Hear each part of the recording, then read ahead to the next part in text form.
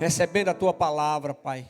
Que não seja palavra do homem, mas palavra que vem do teu coração para o nosso coração. No nome de Jesus te pedimos e já te agradecemos. Amém. Amém, irmãos. Você pode assentar? Aleluia. Primeira carta de Pedro, capítulo 1. Primeira de Pedro, capítulo 1.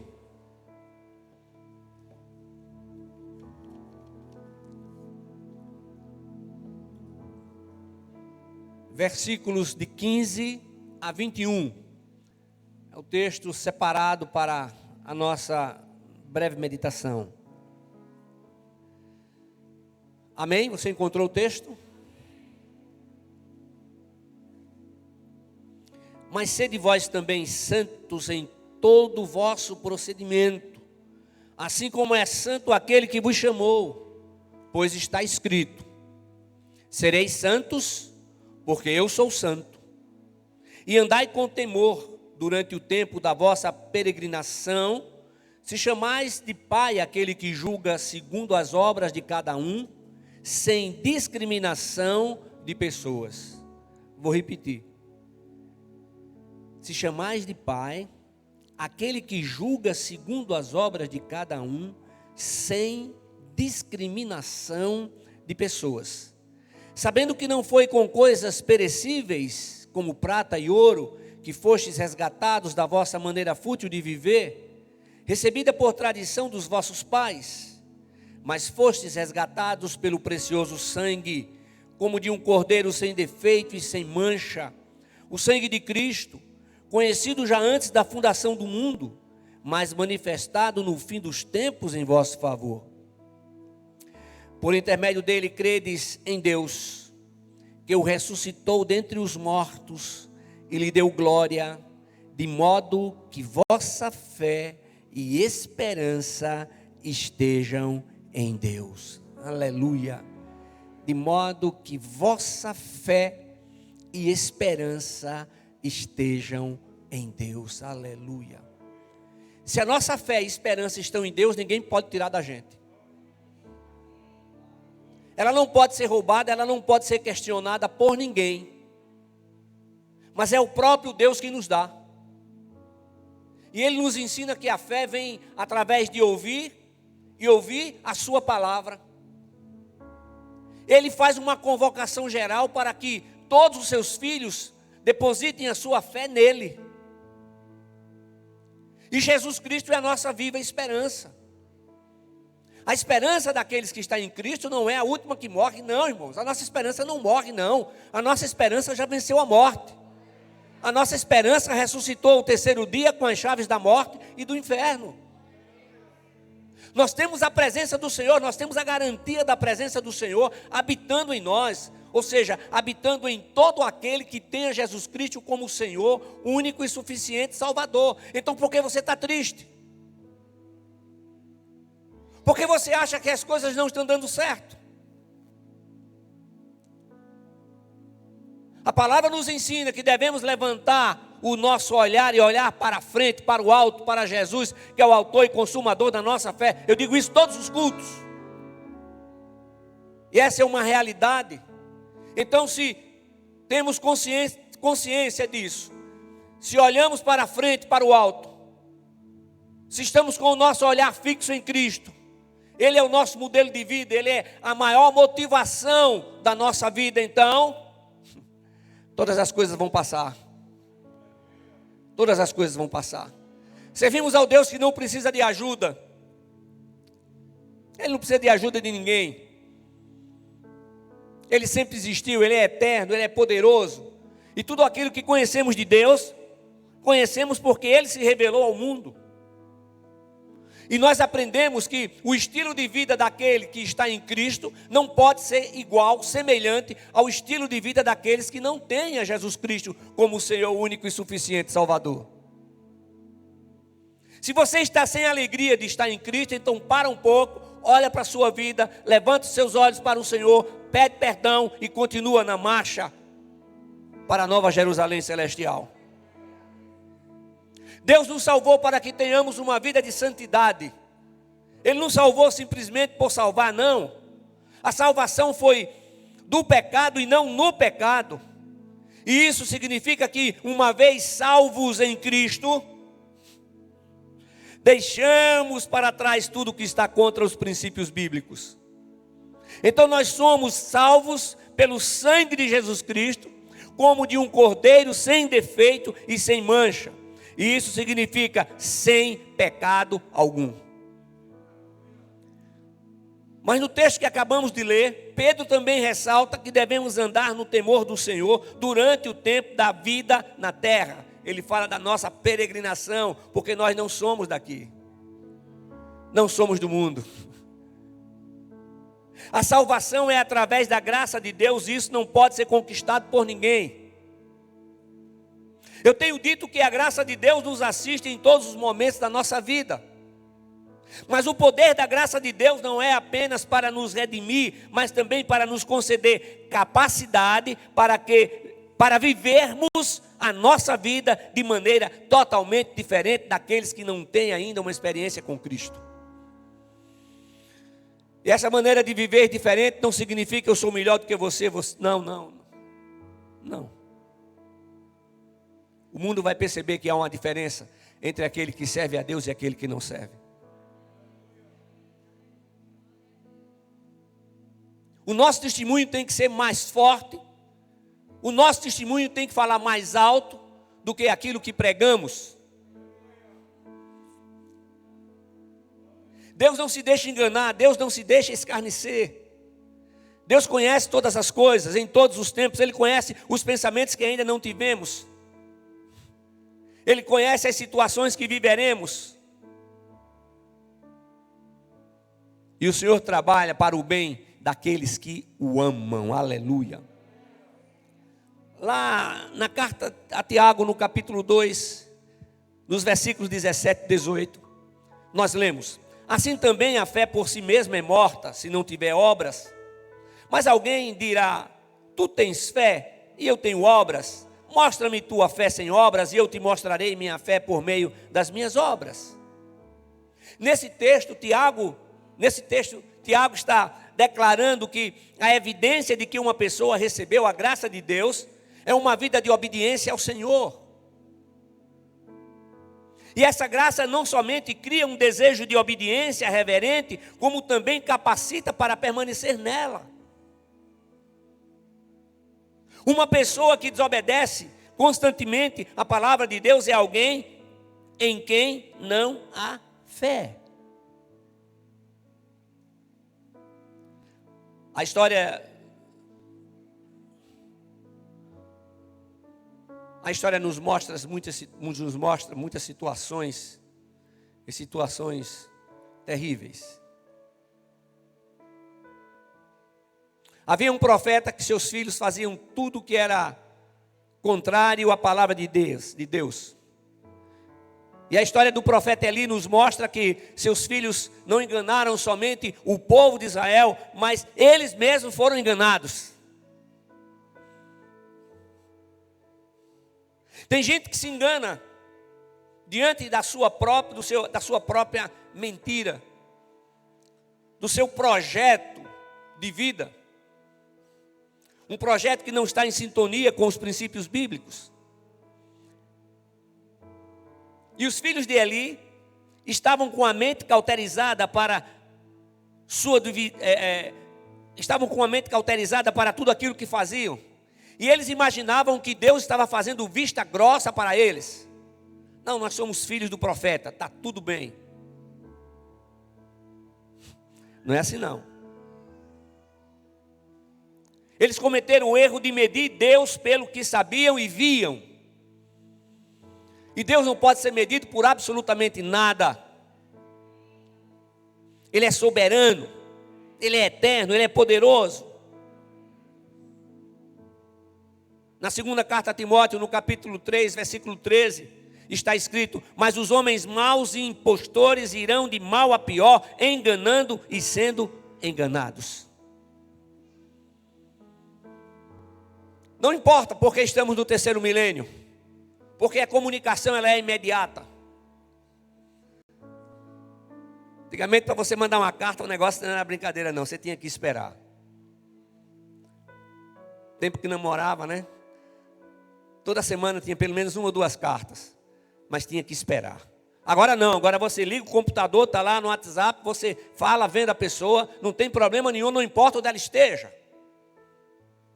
Mas a palavra de Deus continua a mesma, aleluia. O evangelho de nosso Senhor e Salvador Jesus Cristo continua com o mesmo poder. E Deus continua com a mesma determinação de fazer com que tenhamos todas as condições para que possamos verdadeiramente viver para o louvor da sua glória. Mas viver em santificação significa viver sob a direção do Espírito de Deus. Também significa estar submisso ao Pai Eterno. Aceitar os seus princípios e aplicá-los na vida diária, rejeitando o mundanismo. Mundanismo é tudo aquilo que existe no mundo que é contrário aos princípios bíblicos. Mas nós sabemos que tudo que existe no mundo verdadeiramente é contrário aos princípios bíblicos. Então não tem como errar. Agora, irmãos, o amor de Deus é a motivação suprema para uma vida de santidade.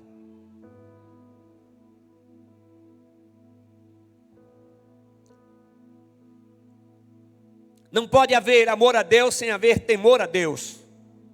Não é temor de Deus, temor a Deus, que é amá-lo com respeito. E os pecadores precisam ser admoestados, convictos do pecado e conscientes do que significa retidão.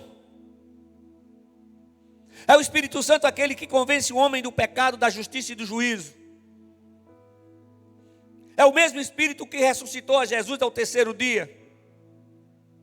É o mesmo Espírito que não somente nos convence, mas nos traz a revelação da sua palavra. É o mesmo Espírito que fala conosco todos os dias.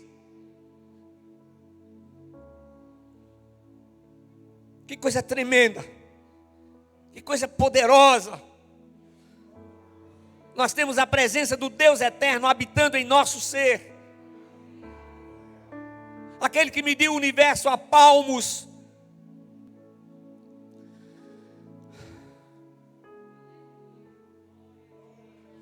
A pregação de Jesus Cristo continua válida e assim permanecerá eternamente. É o próprio Senhor Jesus que diz: o céu e a terra passarão, mas as minhas palavras jamais passarão.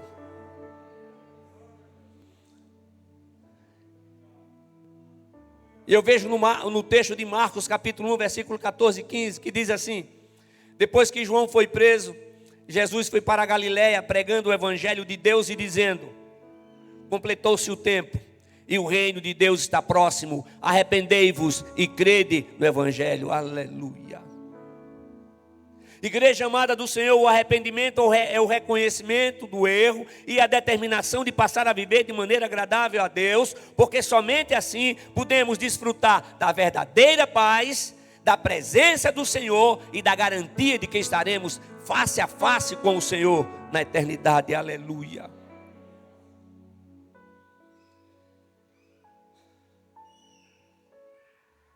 Todas as coisas que acontecem na vida daqueles que estão em Cristo, todas as coisas concorrem para o seu bem. Coisas que a gente acha que são coisas boas e coisas que a gente acha que são coisas ruins. Uma coisa nós sabemos: Deus é o Deus Todo-Poderoso, é o Deus que age soberano. A sua vontade é estabelecida no céu, na terra, em todos os lugares. É uma grande tolice você tentar discutir com Deus. Discutir o quê, cara? Não sabe de nada, a gente não sabe de coisa nenhuma. Às vezes a gente não consegue enxergar a 100 metros, a 80 metros na frente da gente. Está lá olhando, cadê? Onde ele está? Não, está ali. Eu não estou vendo, mas está ali. Deus não, Deus sabe de todas as coisas. Então, como igreja de Cristo, nós precisamos estar atentos para que verdadeiramente a vida que estamos vivendo seja uma vida de santificação, seja uma vida de santidade, porque essa é uma recomendação, é uma determinação divina. Recomendar significa que você pode fazer ou não, mas determinação. É uma determinação.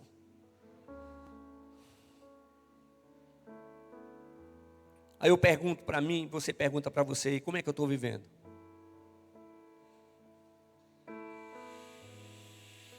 Mais uma vez eu quero citar Timóteo, segunda carta, no capítulo 4, versículo 3.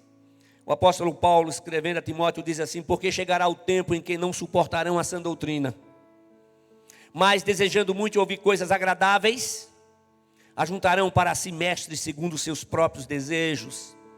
E não só desviarão os ouvidos da verdade, mas se voltarão para as fábulas.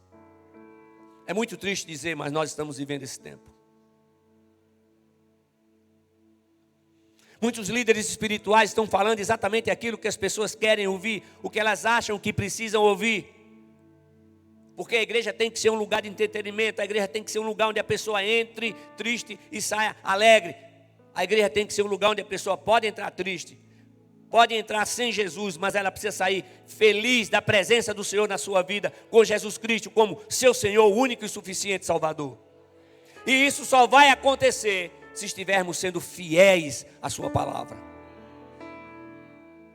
O cara está em Cristo, mas ele não mudou sua vida de coisa nenhuma. Ele continua a mesma coisa, cometendo os mesmos erros, com os mesmos pecados, com as mesmas manias. Falta o quê? Falta a verdadeira experiência do novo nascimento, que é aquilo que transforma, aquilo que muda.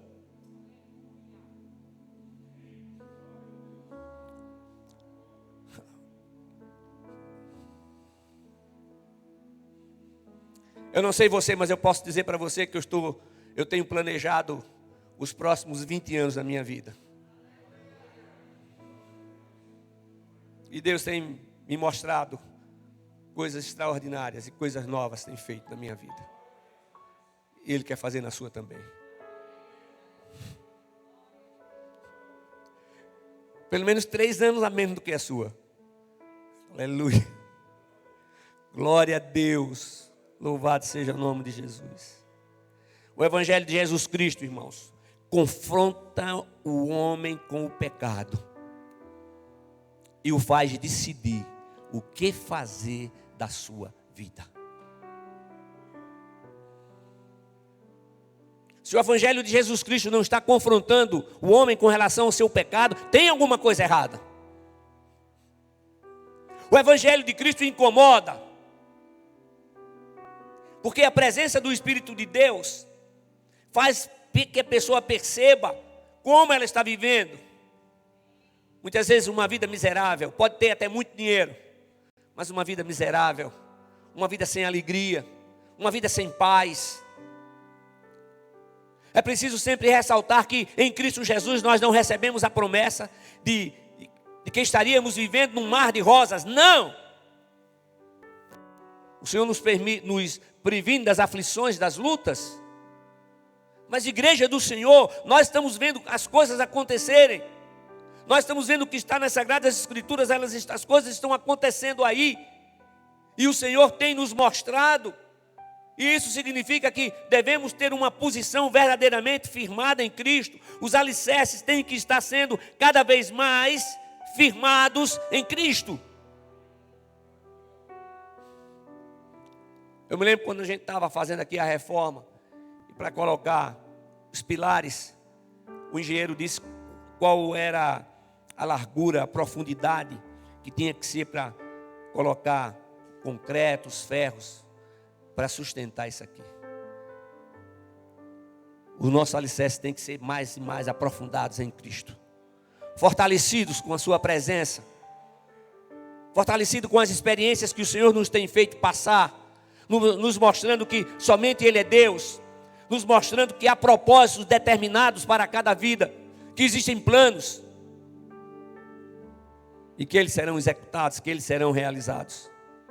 Aleluia. Então, mais uma vez, não esqueça que o Evangelho de Jesus Cristo confronta o homem com o pecado, e então ele toma a decisão do que vai fazer com a sua vida.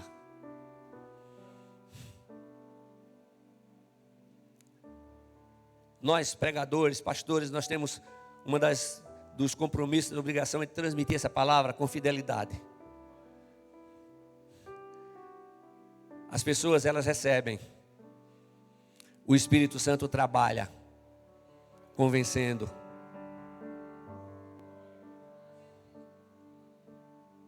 Pode trazer todas as crianças para cá, irmão. Todas as crianças aqui junto com seus pais. Em nome de Jesus, todas elas. Tragam para cá. Aleluia. Em Cristo e somente em Cristo nós recebemos uma nova natureza. E a natureza determina os desejos e as ações. Em Cristo nos voltamos para Deus, não mais como bons religiosos, mas como filhos e adoradores. Aleluia. Em Cristo deixamos de ser criaturas e nos tornamos novas criaturas, filhos de Deus. Aleluia. Em Cristo nós somos salvos, reabilitados, confirmados, fortalecidos e alicerçados para uma nova vida na terra e eternamente no céu. Qual é a decisão para a sua vida? Mas eu já vivi 70 anos, pastor, e estou vivendo dessa maneira, já vi 80 anos. E daí? Muda. O Senhor tem poder para mudar, agora você precisa querer. A coisa mais fácil que tem é a gente perceber o erro nos outros, o defeito nos outros, né? Chega para a pessoa e diz assim: olha, o teu cabelo está troncho, está mais para o lado esquerdo. Olha, o bigode está mais para um lado, tal. Olha, o seu ombro está caído para um lado. Mas a gente não percebe o nosso.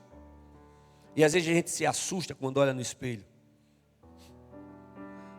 Eu já contei a vocês, mas tem alguns anos isso, eu tomei um susto terrível. Eu me levantei à noite, não acendi a luz. E aí passei por um lugar onde tinha um espelho grande e meu coração disparou. Alguém entrou dentro de casa. Quem é esse alguém? Que eu vou partir para cima, o cara partiu para cima também. Eu levantei a mão, ele também levantou. Era eu no espelho. Você pode não se reconhecer, mas Deus lhe conhece. Deus nos conhece muito bem. Eu vou encerrar. Meus amados irmãos, a entrada no céu é garantida somente por Jesus Cristo. O fato de ser honesto, educado, atencioso, respeitoso, bondoso, amoroso, um cara que faz muitas boas obras, um cara que ajuda todo mundo, isso não concede salvação a ninguém. Agora, Deus, que é o justo e perfeito, fiel juiz, Ele não faz discriminação entre filhos e filhos. Os filhos de Eli pensaram isso, entraram pelo cano. E o pai também, porque fez vista grossa. Pode não, pai. Está errado, tem que chamar. Está errado, é assim, assim, assim. Pode ser o que for. Agora, Deus quer mudar a sua vida, Deus quer mudar a sua história. E Ele começa mudando aqui dentro. Aqui dentro. Sabe, irmãos? Para Deus, todos são filhos. E todos são tratados exatamente de maneira igual. Sem nenhum favoritismo. Davi foi um homem segundo o coração de Deus. E vê o que Davi passou. Não foi brincadeira. O apóstolo Paulo, por 3 vezes, orou ao Senhor para que tirasse o espinho na carne. O Senhor disse: não, Paulo, a minha graça te basta, pois o meu poder se aperfeiçoa na fraqueza. E Paulo, podemos dizer que Paulo, ele não somente se conformou, mas ele se alegrou no sentido de que quando ele estava fraco, ele estava forte. E ele sabia que Deus tinha mantido aquele espinho na carne para o seu próprio bem. Meu irmão, minha irmã, não são poucas as vezes que a gente passa por lutas, como resultados, como consequências de nossas escolhas. Mas faça o seguinte, deixe Deus trabalhar. Ô irmão, deixe Deus trabalhar na vida do irmão, não se meta não, faça orar. Ore por ele, ore por ela. Aleluia. O amor de Deus é maior do que o universo. Eu encerro dizendo que Cristo derramou o seu sangue precioso para nos libertar da escravidão do pecado. E essa libertação é verdadeira. Essa libertação é eterna. Em Cristo Jesus, o nosso coração transborda da justiça e santidade provenientes do próprio Deus. Olha. O nosso coração transborda da verdadeira justiça e santidade provenientes do próprio Deus. Então, por que fica aí encasquetando com o irmão ou com a irmã, hein? Por que passa e não fala? Mas se eu passar e não falar é porque eu não vi. Ou não reconheci. Mas por favor, segura no meu braço. Pastor, o senhor já falou, a gente não respondeu. Ih, rapaz, quantas vezes? O senhor já deu a mão e a pessoa não deu. Quantas vezes eu fiquei com a mão assim, sem saber o que fazer. E continua. E foi antes da pandemia esse negócio da mão. Viu? Ninguém nem sonhava com isso. Não dá para guardar no coração, irmão. Eu vou guardar nada no meu coração? Eu vou guardar coisa ruim no meu coração? Não, como é que eu vou falar para vocês se eu estiver guardando coisa ruim no meu coração? A gente sabe que tem coisa que não presta aí fora, né? Nós queremos viver da melhor maneira possível, nós queremos liberdade para proclamar o Evangelho no Brasil. Mas guardar ressentimento do coração, guarda não, irmão. Não guardo de jeito nenhum. Porque o Senhor tem me ensinado assim, eu não sou melhor do que você em coisa nenhuma. Em Cristo o nosso coração transborda da verdadeira justiça e santidade provenientes do próprio Deus, mais uma vez. Então, libera perdão, perdoa, seja mais humilde, né? Humilde, aí o cara diz que a humildade lá no acampamento é grande. Não é humildade, não, é a umidade. Não faz bem aos cabelos das irmãs, né, que saem. Glória a Deus. Que o Senhor, sem dúvida alguma, vai continuar derramando incansavelmente sobre a nossa vida, sobre a sua igreja neste lugar. E que jamais nos esqueçamos de que a nossa fé e esperança estão em Deus. A nossa fé e a nossa esperança estão em Deus.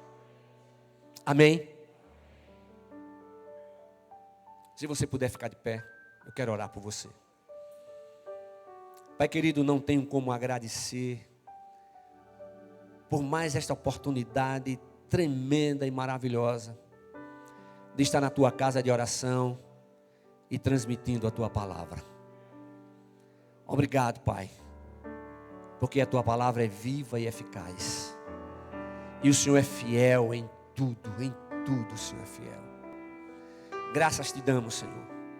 Pai, eu te agradeço por cada uma dessas vidas tremendas e maravilhosas que o Senhor tem trazido a este lugar, que o Senhor tem colocado aqui, Pai. Que possamos cada vez mais ter a responsabilidade, o carinho, a satisfação de tratar com todo esse povo abençoado e de ministrar a tua palavra. Capacita-nos para isso, Pai. No nome de Jesus. No nome de Jesus. Amém.